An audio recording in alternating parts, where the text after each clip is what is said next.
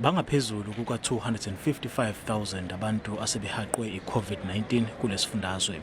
Abevile ku-90,000 basahaqekile namanje. Isiphathimandla zithi zikhathazekile kakhulu ngokwenyuka kwezibalo zabantu abahaqwa ilesifo, yize uhulumeni ebeke imigomo eqinile ukuzama ukunqanda ukubhebhetheka kwaso.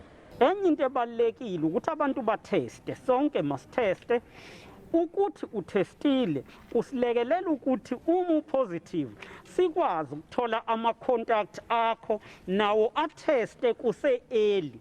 Ngesikhathi iziphathimandla zihambeleke esinye sezikhungo ezimakela abafundi baka-matric eMlazi, owengamele ezemfundo esifundazweni uzwakalise ukugculiseka ngemigomo ebhekeleleke ukuphepha kwabaqhuba lo msebenzi. Zonke lezi zinto umnyango wezempilo uthi asizenze, so izona-ke sizenzile kuwonke ama-marking centers ethu. Senze isiqiniseko sokuthi awekho ama-marking center nothisha abangaphezu kwesibalo esidingekalayo. Sinama-marking centers awu-30 esifundazweni saKwa-Zulu Natal. Uthola ukuthi eklasini elithatha 40 wama-learners sifake kuphela ama-markers awu-12.